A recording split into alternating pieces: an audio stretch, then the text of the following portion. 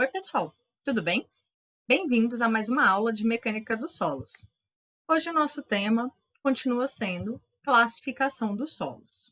Falaremos hoje da classificação MCT, onde a sigla significa Miniatura Compactada Tropical. A classificação MCT, proposta por Nogami e Libor em 1981, ela se baseia nos ensaios de compactação e de perda de massa por imersão de corpos de prova. É a classificação de maior aceitação e de maior uso no meio técnico rodoviário brasileiro. A classificação MCT ela se subdivide em grupos de ensaios de mini CBR associados e ensaios de mini MCV associados, onde nos ensaios de mini MCV nós temos os ensaios de compactação mini MCV e ensaio de perda de massa por imersão, e na parte de mini CBR nós temos o ensaio de compactação mini Proctor. E os ensaios associados são o mini CBR, ensaio de expansão, contração, infiltrabilidade, permeabilidade. Então, nós nos basearemos no ensaio de mini MCV e no ensaio de perda de massa por imersão para tratar da parte de classificação a partir da metodologia MCT. A metodologia é baseada em ensaios de compactação com corpos de prova com 50 milímetros de diâmetro, denominados mini MCV, ou de 26 milímetros de diâmetro, denominados subminiatura, e também pelos ensaios de perda de massa por imersão. Nessa tabela, nós temos os principais ensaios da metodologia MCT com a respectiva descrição das suas aplicações. Então, para os ensaios de compactação, para o ensaio de capacidade de suporte, de contração, todos aqui. Então, compactação, nós temos o preparo de CP para os demais ensaios, obtenção da umidade ótima e da massa específica seca máxima para a energia que foi escolhida, obtenção dos dados para a classificação MCT. Na capacidade de suporte, ensaio de CBR, nós temos dados para o dimensionamento de pavimentos e para a escolha dos solos, para reforço, subleito, bases, acostamentos, entre outros. No ensaio de contração, nós temos a escolha de solos também, como reforço, subleito, bases, etc. Infiltrabilidade, assim como de contração. Permeabilidade, nós temos a opção para cálculos de escoamentos em meios saturados. Ensaio de perda de massa por imersão, ele nos dá os conceitos para obtenção de dados de classificação MCT e também de erodibilidade em presença de lâmina d'água. Ensaio de penetração da imprimação é para a escolha de material betuminoso adequado a esse tipo de solo e escolha de solos que vão compor a base do pavimento. E o controle de compactação, ele nos dá o desvio do teor de umidade para a energia adotada e a massa específica seca, a massa específica aparente seca máxima do solo que vai efetivamente ser utilizado na compactação.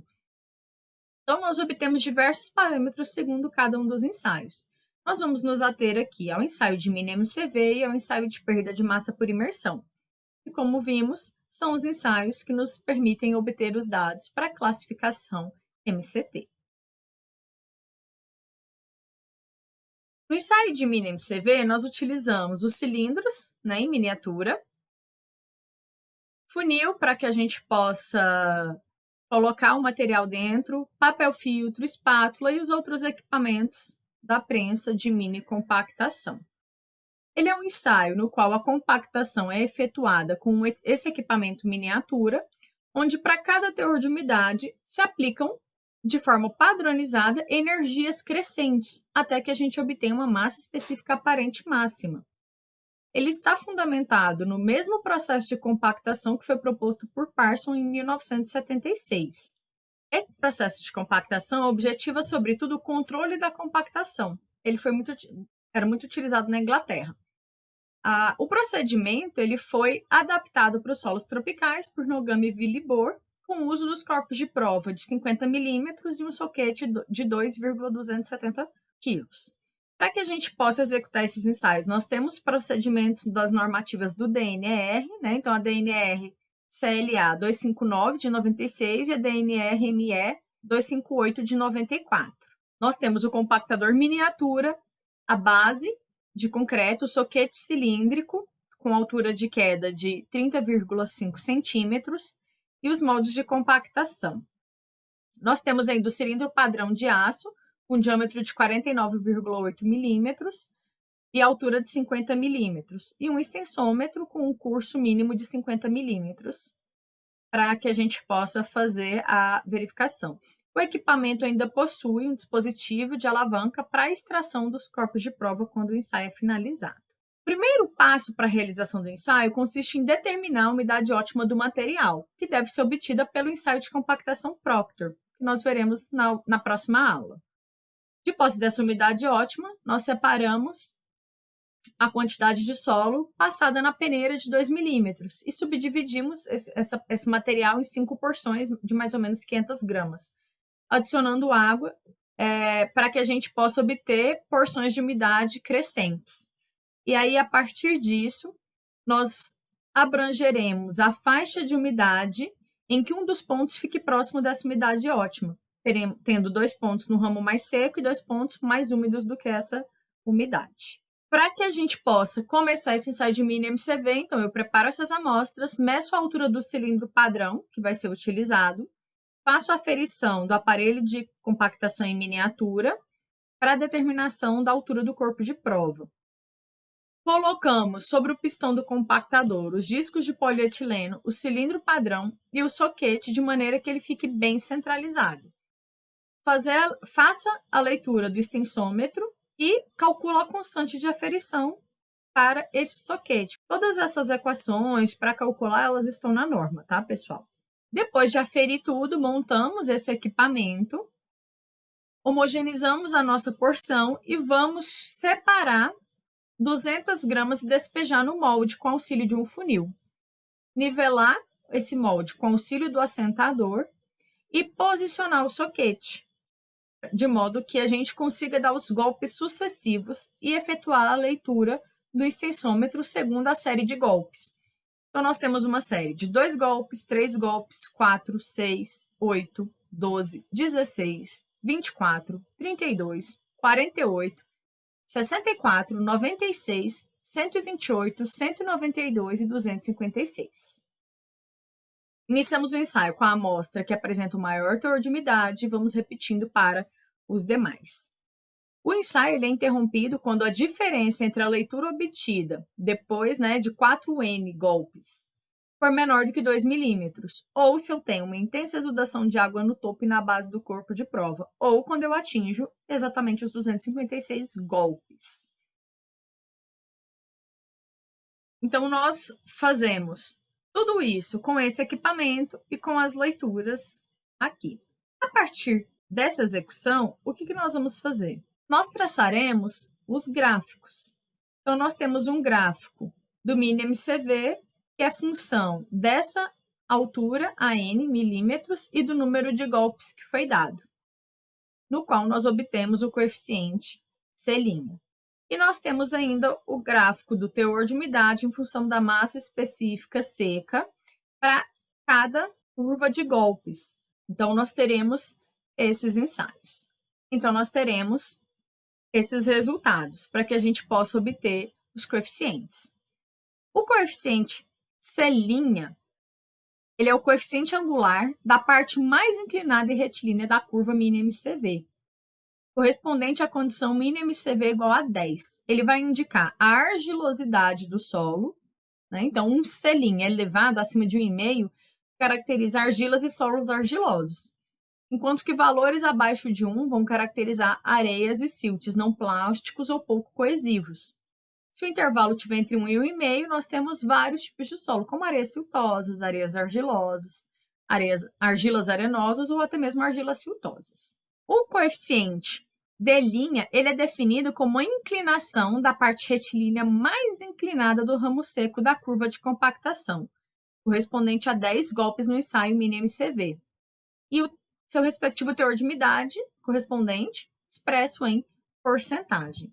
Então, a partir desse gráfico, nós obtemos o coeficiente C' e, a partir desse, nós obtemos o coeficiente D'.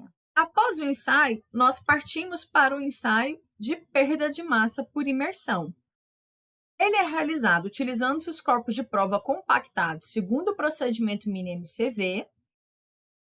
Esses ensaios, serão realizados a partir de uma imersão desse corpo de prova. Então, nós temos que ter um recipiente de imersão que é capaz de manter uma lâmina d'água que atinja cerca de 1 centímetro acima da superfície do molde.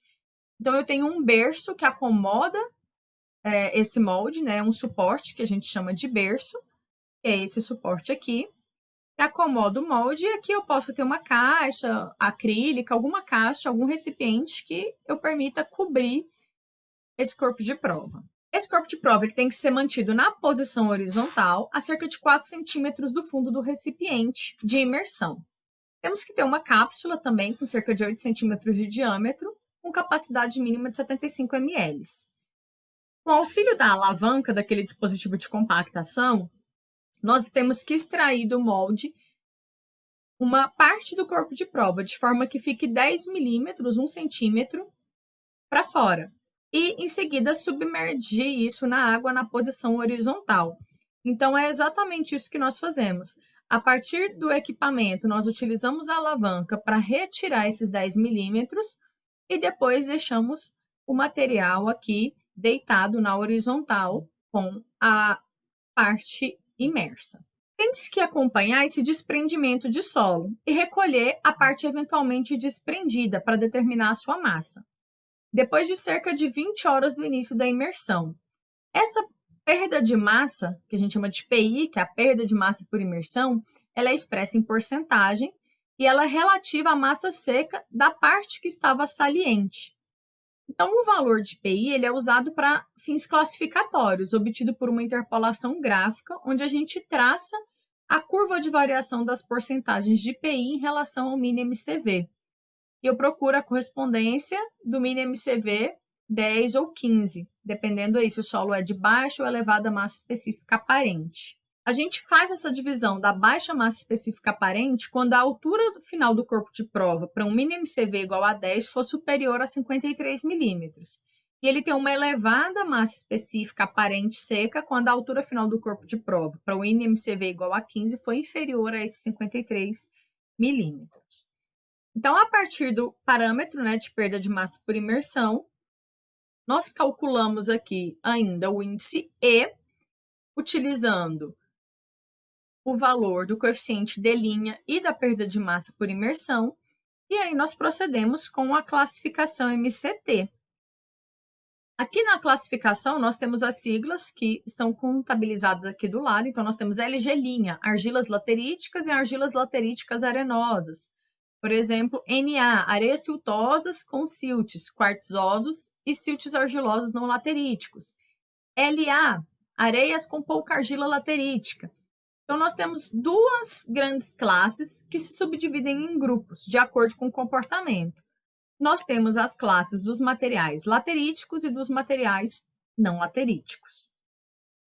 De acordo com o ensaio, nós classificamos ele dentro desses 7 grupos, e com isso nós podemos prever algumas das propriedades mecânicas e hidráulicas desses solos para fins de obras viárias. Então, nós temos para os solos lateríticos a inicial L e para os solos não lateríticos a inicial N. Essa determinação ela se dá por uma tabela, um gráfico, onde no eixo aqui das abscissas nós temos o coeficiente C', e aqui nas ordenadas nós temos o índice E. E a partir desse cálculo, nós vamos chegar aqui na subdivisão com a classificação indicada. Algumas ressalvas devem ser consideradas. Quando o ponto cair sobre uma das proximidades de limite entre L e N, de um comportamento laterítico e não laterítico, é considerado o solo como laterítico quando o PI, a perda de massa por imersão, decrescer tendendo a zero, no intervalo quando eu considero o MINE-MCV de 10 a 20. E a curva de MINE-MCV apresentar uma concavidade para cima no intervalo do MINE-MCV de 1 até 15. Ele é considerado não laterítico quando a perda de massa por imersão variar de maneira diferente e a curva se apresentar mais sensível a ser retilínea ou com concavidade para baixo. E a gente ainda tem materiais que são considerados transicionais, representados por 2 símbolos, quando as condições não atenderem a nenhuma dessas outras duas. e aí com isso a gente faz a classificação MCT. Nós temos ainda essa subdivisão aí de solo tropical, solo temperado. Então, os solos originados em climas temperados, eles não vão sofrer tanto na sua história geológica esses processos de alteração química, que é o que a gente viu nas primeiras aulas, quando falamos de intemperismo químico, porque eles não têm, né, esse intemperismo tão intenso quanto os solos originários de clima tropical.